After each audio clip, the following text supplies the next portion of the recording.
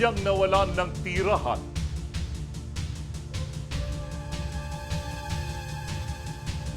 Shock talaga ako nung nakita ko yung apoy na lumipad. Ika-5 anibersaryo ng pamayapan ng ating kasangga, muling ginunita.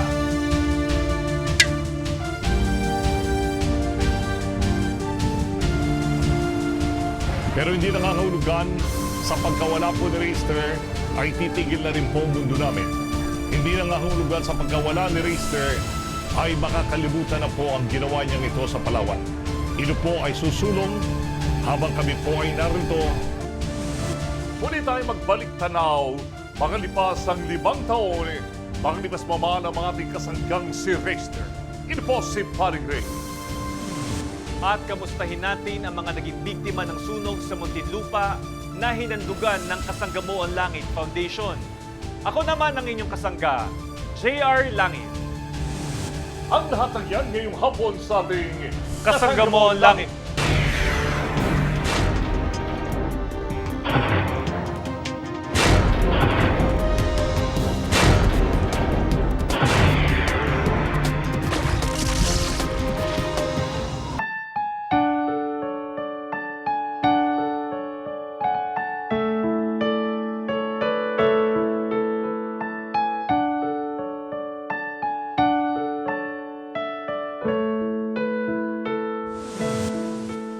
Mga pamilya ng nasunugan ang naging sentro ng ating paggunita sa may 5 taon na rin pagpanaw ng ating kasanggang si Riester.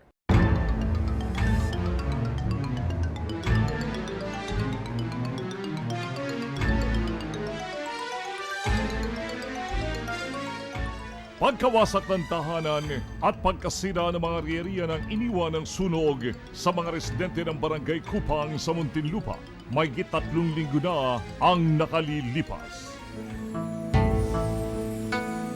Isa sa may 800 pamilyang naninirahan dito ang inang si Aling Annalyn Jola. Anya, madaling araw na mangyari ang sunog nito sa kanilang lugar. Nung nagulat na lang ako, nung paglabas ko sa bahay, ay nakita ko yung umuusok na isang bahay dito sa Carmina. Ako talaga wala akong naligtas na damit o gamit sa loob ng pamamahay kasi na-shock ako. Shock talaga ako nung nakita ko yung apoy na lumipad.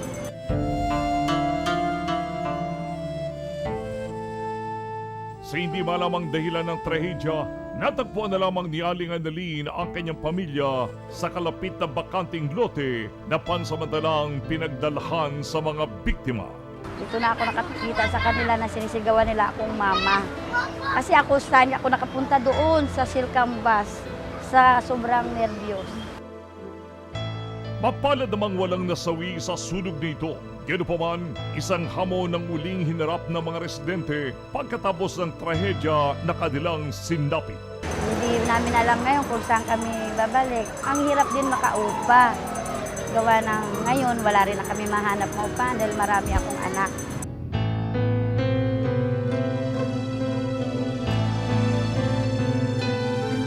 Bukod sa tirahan, kakulangan sa tubig at iba pang mga pangangailangan ng problema rin ngayon ay ang inang tulad ni Aling Annalyn ang pagbabalik eskwela ng kanilang mga anak. Iniisip ko kung di pa ako makakita ng bahay, saan ko sila dadalhin? Wala pa sila talagang gamit ngayon. Wala pa talaga akong nakuha sa kanilang mga gamit. Kasabay sa paggunita sa ika-5 anibersaryo ng kamatayan ng ating kasanggang si Riester, minabuti ng Kasanggamuang Langit Foundation na magpaabot ng tulong sa mga biktima ng sunog dito sa Barangay Kupang, Muntinlupa. Ito pong aming foundation, ang Kasanggamuang Langit Foundation, ay nabuo po ng yumao ko pong kapatid na si Riester magmula po noong 2004. At hanggang ngayon, kami po ay naglilibot sa buong Pilipinas para po pabigay po ng tulong sa mga nangangailangan. Malit man ang aming naihandog kung yahambing sa laki ng problemang kinaharap ngayon ng mga residente ng nasunugan, naway nakapaghatid din kami ng kasiyahan. Salamat sa lahat na tumulong, sa lahat ng ahensya sa gobyerno. Maraming salamat. Maraming salamat din sa Kasangga Mo ang Langit Foundation sa kanilang tinulong dito sa aming lugar.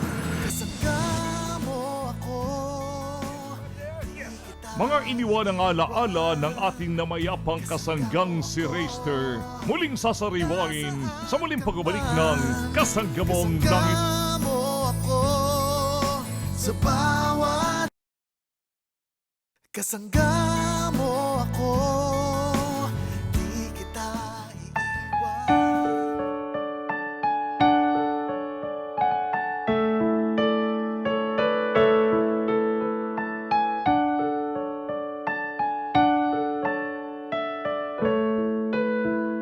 Ang kasangga nating si Reister ay 5 taon nang namayapa. Ngunit ang kanyang iniwang advokasya ay nananatiling buhay at patuloy na ginagampanan. Papunta na kami sa ikatlong bundok. Siling inspirasyon at galing ang namana niya sa kanyang mga ninuno. Sa tuwing gugunitain ang araw ng pagpanaw ng ating kasanggang si Reister, golf tournament ang nilulunsad ng Kasanggamoan Langit Foundation. Dito nagsasama-sama ang iba't ibang manalarong naging malapit sa puso ng ating kasangga. Layunin nito na makalikom ng pera para sa mga proyekto ng Kasanggamoan Langit Foundation na sumisimbolo na naging kontribusyon ni Reister nung nabubuhay pa siya. Tandang-tanda po namin ang isinulat niya sa wikang Ingles. Ang sabi niya, I have seen the value of helping others. Nakita ko ang kahulugan ng pagtulong sa kapwa. The most rewarding is not exposing the wrongdoings of others, but the smile, the acknowledgement you receive from people whose life you have touched and you have changed in some wonderful way. Matatandaan na noong nabubuhay pa ang ating kasanggang si Reister, naging sentro na ng kanyang adhikain ang pag-aabot ng tulong sa ating mga kababayan.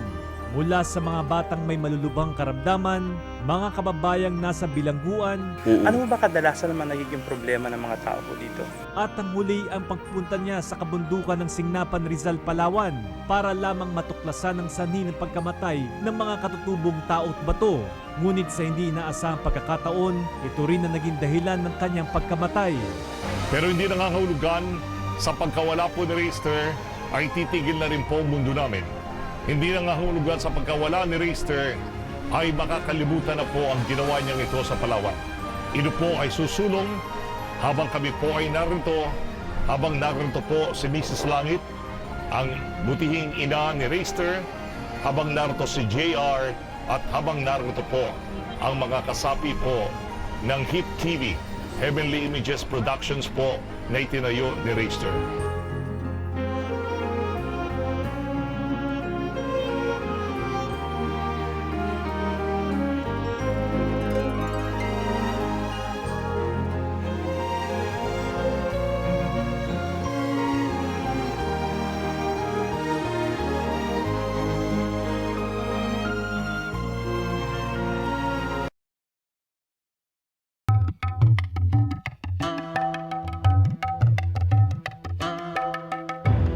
Ang publiko'y pinapayuhan ng 4 na paraan upang maprotektahan ang kanilang mga sarili laban sa pagkakasakit ng malaria. Una, magkulambo kapag natutulog tuwing gabi.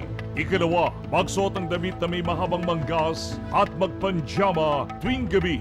Ikatlo, magpatingin o kumonsulta sa health worker kung may simptomas ng malaria at magpasuri ng dugo para sa tamang gamutan.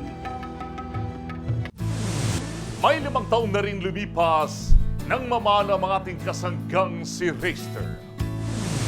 Ngunit ang kanyang alaala ay nananatiling buhay sa bawat paglilingkod na isinasagawa ng Kasanggamoan Langit Foundation. Kung kaya naman, kayo makakasa sa patuloy ng pagtulong namin sa mga nangangailangan sa abot ng aming makakaya. Sana mo naibigan ninyo ang isang spesyal na pagtatanghal ng ating palatuntunan na kapagkat din ang kakaibang aral at leksyon sa buhay. Hanggang sa muli, sa alam pa rin po ang Reister Langit, ito po si Paring Ray. Ako naman si JR Langit. Laging tandaan, Sa anumang laban, Kasanggamoan Langit.